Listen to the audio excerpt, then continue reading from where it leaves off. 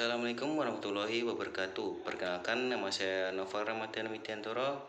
Kami di sini akan memberikan materi tentang dinamika pemikiran Islam, yang diantaranya jihad, dakwah, dan tantangan kontemporer. Nah, pembahasan kali ini ada 4. Yang pertama ada jihad dan dakwah. Yang kedua, fundamentalisme dan radikalisme, yang akan dijelaskan dengan saya sendiri. Yang ketiga ada Islam liberal. Yang keempat, kapitalisasi dakwah, yang akan dijelaskan oleh Talita Yumna. Nah, pembahasan pertama adalah jihad dan dakwah. Makna jihad itu seringkali disalahartikan sebagai tindakan kekerasan. Padahal makna jihad itu sangatlah luas. Secara etimologi, jihad berasal dari kata juhad, yang berarti kekuatan atau usaha. Sedangkan secara terminologi, jihad adalah perjuangan dalam membela dan menegakkan ajaran Islam. Ibnu Taimiyah dan Yusuf Qaradawi menekankan bahwa jihad juga berarti usaha mencapai hal-hal yang dicintai Allah dan menghindari keburukan. Dalam konteks modern, jihad dapat diwujudkan dalam bentuk usaha kecerdasan bangsa, mengurangi kemiskinan, serta membangun kejujuran dan keadilan dalam aspek kehidupan. Tokoh seperti Muhammad Quraish Shihab menegaskan bahwa jihad bisa berupa perjuangan dalam pendidikan, ekonomi, dan sosial, yang tidak kalah penting dibanding perjuangan fisik. Ibnu Taimiyah dan Yusuf Qaradawi menekankan bahwa jihad juga berarti usaha mencapai hal-hal yang dicintai Allah dan menghindari keburukan. Dalam konteks modern, jihad dapat diwujudkan dalam bentuk usaha kecerdasan bangsa, mengurangi kemiskinan, serta membangun kejujuran dan keadilan dalam aspek kehidupan. Tokoh seperti Muhammad Quraish Shihab menegaskan bahwa jihad bisa berupa perjuangan dalam pendidikan, ekonomi, dan sosial, yang tidak kalah penting dibanding perjuangan fisik. Selanjutnya adalah jenis-jenis jihad.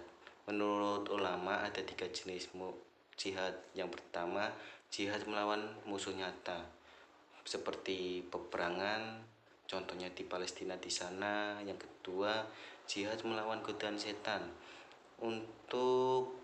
Ini adalah jihad untuk menjaga ketakwaan. Yang ketiga adalah jihad melawan hawa nafsu, yang disebut sebagai jihad terbesar. Nah, selanjutnya adalah tujuan dakwah.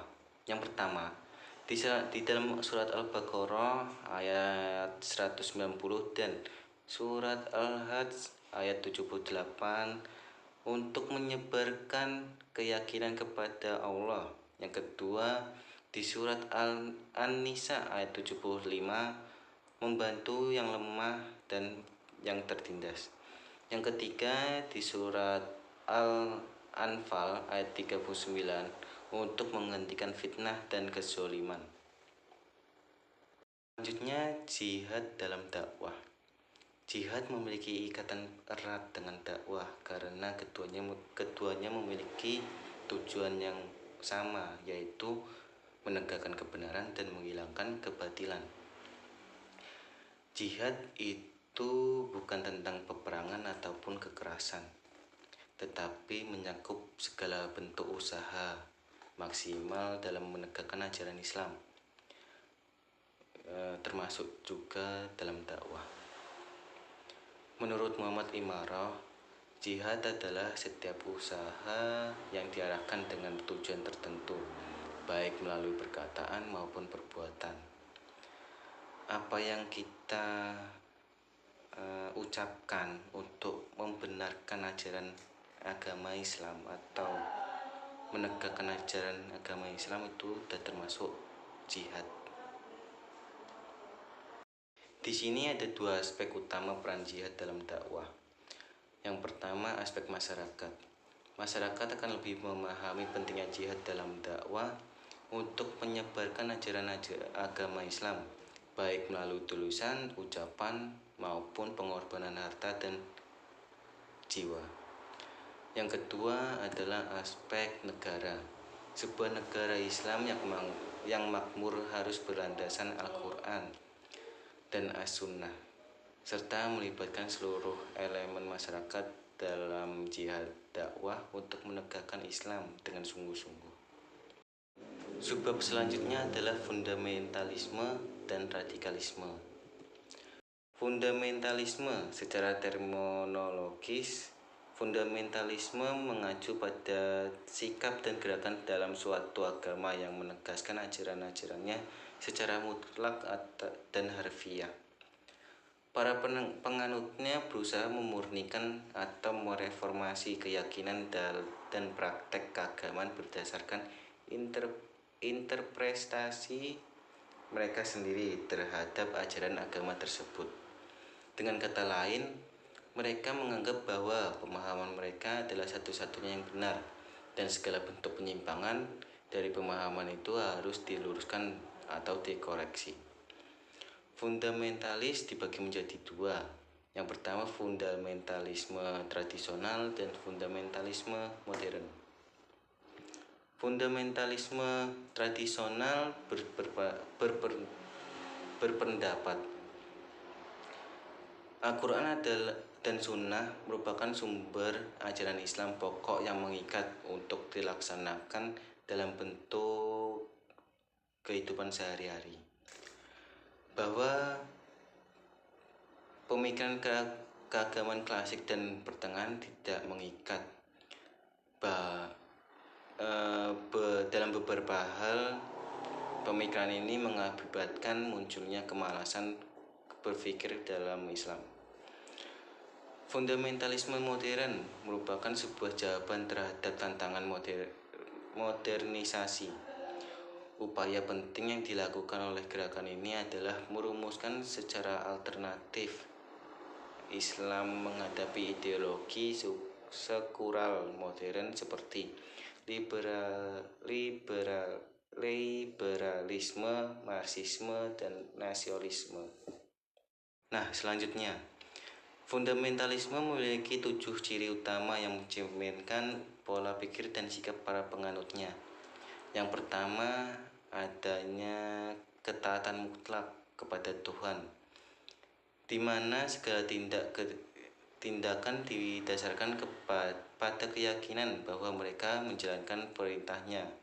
Kedua, kepercayaan bahwa Tuhan telah mewahyukan kehendaknya secara universal, sehingga aturan agama dianggap sebagai kebenaran absolut yang harus diikuti oleh semua manusia.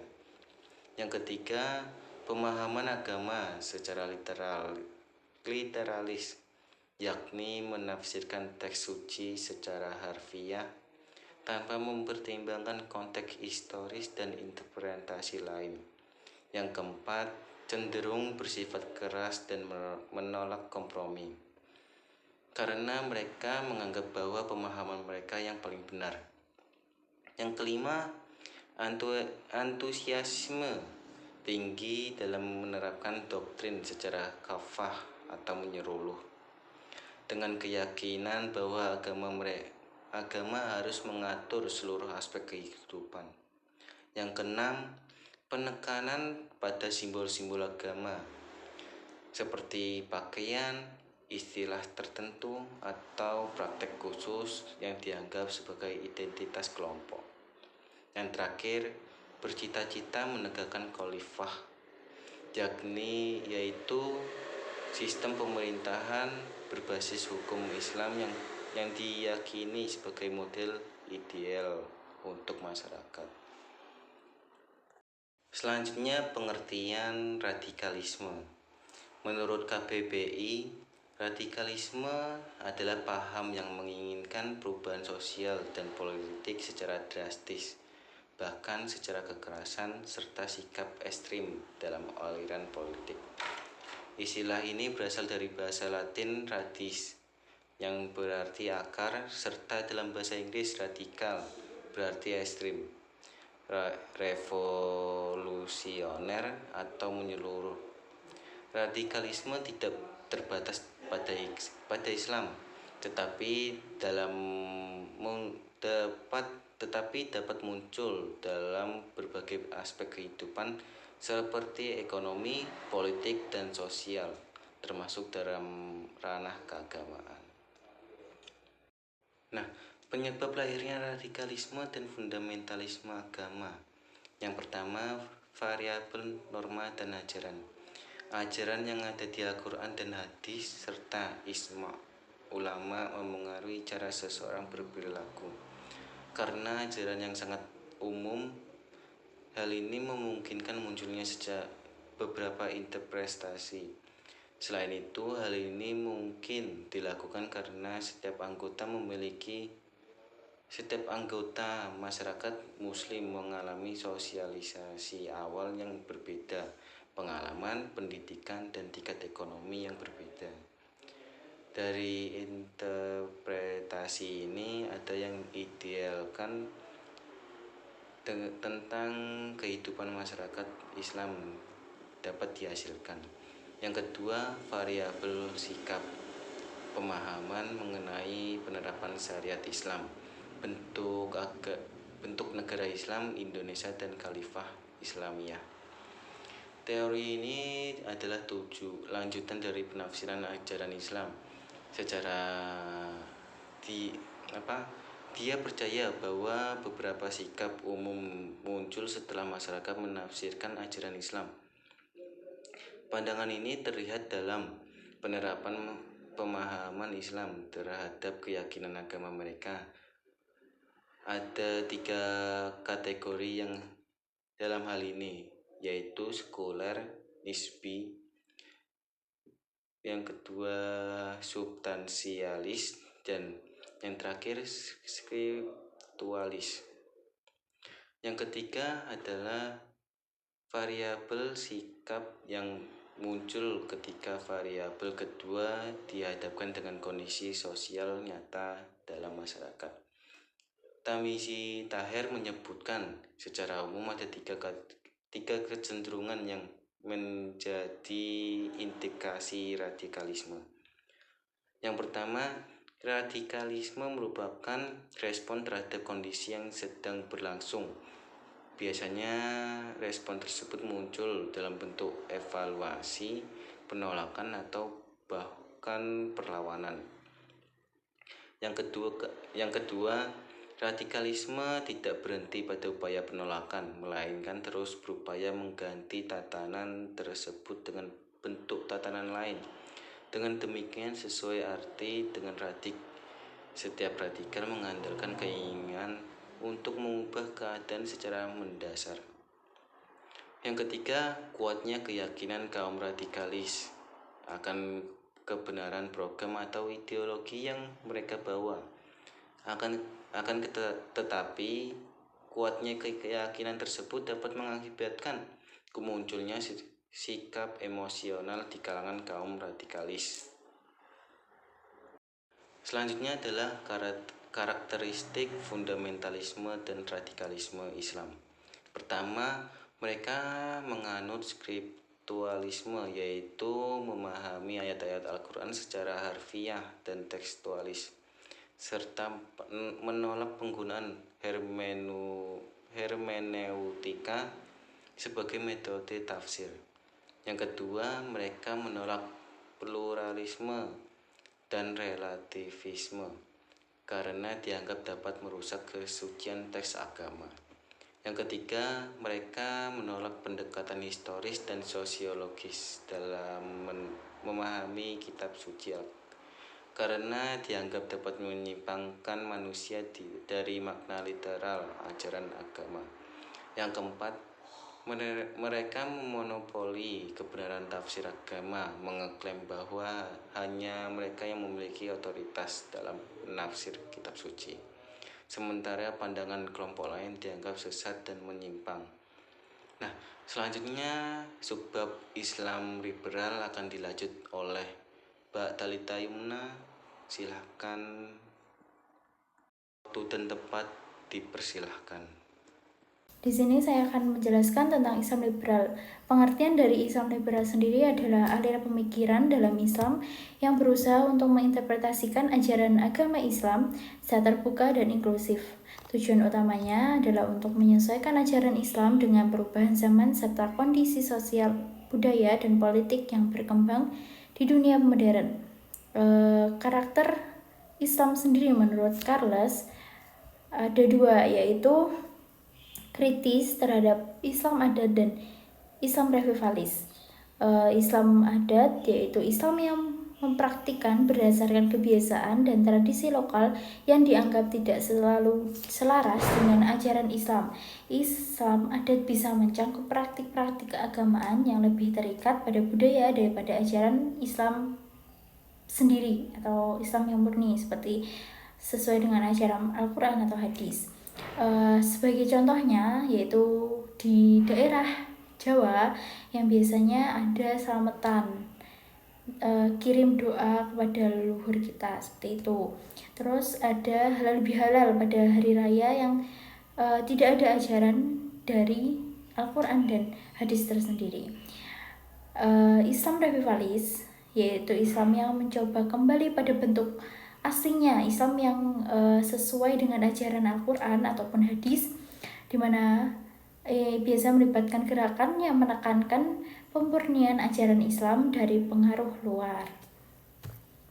Yang kedua yaitu upaya mencapai kemajuan dengan nilai-nilai Islam yang sejalan dengan liberalisme barat seperti itu.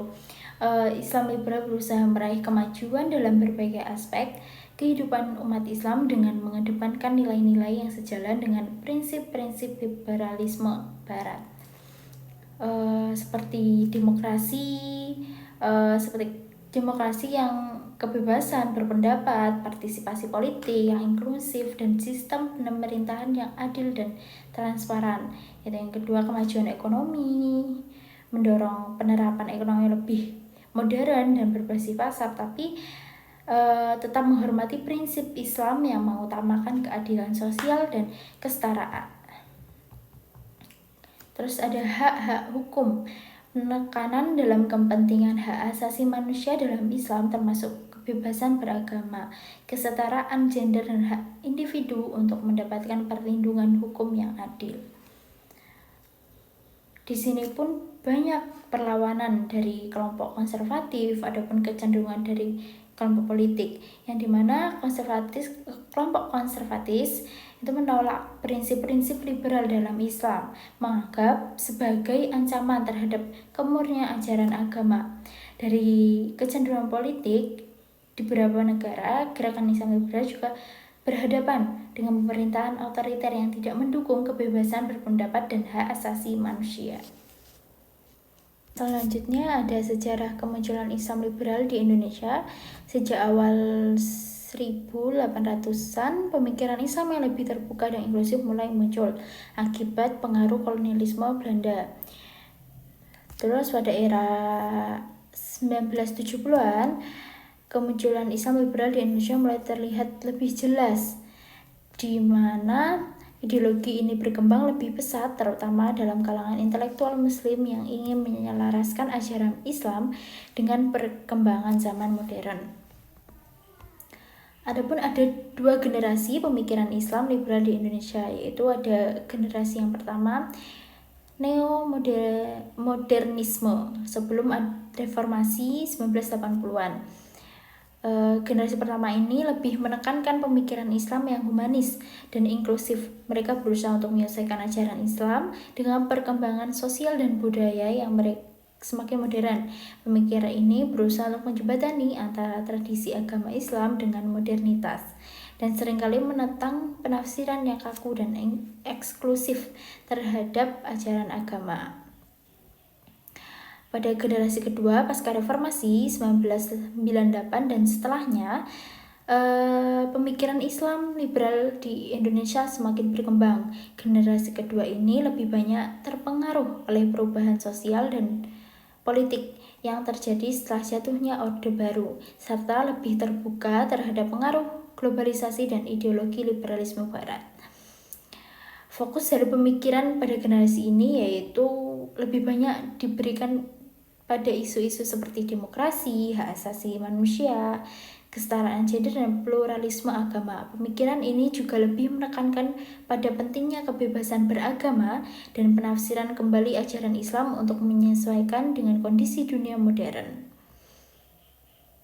Adapun pengaruh kemunculan liberal ada banyak faktornya, yaitu dari pengaruh kolonialisme membawa ide-ide sekuler dan politik etis yang mendorong pemikiran, membuka ruang bagi kebebasan berpendapat dan toleransi ini mempengaruhi intelektual muslim di Indonesia. Terus adanya imigran pelajar ke dunia barat, banyak pelajar Indonesia yang belajar di negara barat pada abad ke-20 dan mereka kembali membawa ide-ide modern dan liberal. Selanjutnya ada kapitalisasi dakwah. Kapitalisasi dakwah yaitu proses di mana aktivitas dakwah tidak hanya dipandang sebagai upaya untuk menyampaikan ajaran agama Islam, tetapi juga dimanfaatkan untuk kepentingan ekonomi, politik, dan kepentingan lainnya yang menghasilkan keuntungan. Keuntungan ini bisa berupa keuntungan materi, pengaruh politik, atau penguatan posisi sosial, baik bagi individu ataupun kelompok. Adapun dampak dari kapitalisasi dakwah, yaitu dampak positifnya dalam mempermudah akses dakwah di berbagai kalangan. Dengan memanfaatkan teknologi dan media, dakwah lebih mudah diakses oleh berbagai kalangan masyarakat, misalnya melalui media sosial, televisi, radio, dan platform digital lainnya. Orang-orang di berbagai daerah dapat mengikuti kajian agama dan ceramah dari tokoh-tokoh agama. Masyarakat juga lebih mudah mendapatkan pemahaman agama yang benar tanpa terhalang oleh batasan geografis atau biaya. Hal ini sangat membantu dalam meningkatkan pemahaman agama yang lebih inklusif dan merata. Yang kedua, ada memberikan kesempatan kepada pendakwah untuk mandiri secara finansial, yang artinya pendakwah mendapatkan penghasilan dari kegiatan dakwah mereka, baik melalui sponsor, terus donasi, maupun pendapatan dari media yang digunakan untuk menyebarkan pesan-pesan dakwah. Terus pendakwah juga bisa mengembangkan usaha berbasis dakwah seperti menjual produk halal, membuka lembaga pendidikan, atau pelatihan berbasis syariah, dan mengelola platform dakwah yang menghasilkan keuntungan. Yang ketiga yaitu membantu perkembangan ekonomi berbasis syariah dengan menjual produk masyarakat menjual produk-produk halal seperti makanan, pakaian, kosmetik, atau layanan berbasis syariah, perbankan syariah, asuransi syariah, atau lain-lain. Ini membuka peluang bagi para pelaku usaha untuk berkembang dan mendapatkan keuntungan dalam kerangka yang sesuai dengan prinsip-prinsip agama Islam. Dengan berkembangnya sektor ekonomi berbasis syariah, masyarakat muslim semakin memiliki alternatif ekonomi yang tidak hanya menguntungkan secara finansial tapi juga sesuai dengan prinsip-prinsip agama. Dampak negatifnya yaitu yang pertama, dakwah bisa kehilangan esensi karena lebih berorientasi bisnis. Dakwah yang seharusnya bersifat spiritual dan moral, ketika dakwah terlalu berorientasi pada aspek ekonomi dan keuntungan, akan menggeser dari tujuan utama, yaitu menyebarkan ajaran Islam dan memberikan pencerahan moral kepada umat. Pesan agama yang seharusnya menjadi sarana untuk mendekatkan diri kepada Tuhan, umat kepada Tuhan, bisa menjadi sekedar produk yang dijual dengan tujuan untuk mendapatkan keuntungan. Dalam hal ini, dakwah bisa kehilangan keaslian dan keberkahannya. Yang kedua, ada potensi komersialisasi berlebihan yang mengurangi keberkahan dakwah, yaitu jika pendakwah lebih mementingkan aspek materi dan keuntungan, maka keikhlasan dan kesungguhan hati yang seharusnya ada dalam dakwah bisa hilang. Misalnya, ceramah agama atau pengajian yang seharusnya menjadi sarana untuk berbagi ilmu dan pencerahan bisa berubah menjadi acara yang bertujuan menarik sponsor, iklan, atau penonton untuk keuntungan finansial. Yang ketiga, ada munculnya persaingan antara pendakwah dalam mencari popularitas dan keuntungan. Di sini persaingan antara pendakwah itu meraih popularitas, yaitu beberapa pendakwah mungkin lebih fokus untuk mendapatkan pengikut, like, viewers di media sosial daripada menyampaikan pesan yang benar-benar mendapat dan bermakna. Dalam beberapa kasus, dakwah lebih dipengaruhi oleh aspek hiburan dan pencitraan. Pendakwah mungkin lebih fokus pada tampilnya di panggung atau media sosial daripada kedalaman ilmu agama yang mereka sampaikan.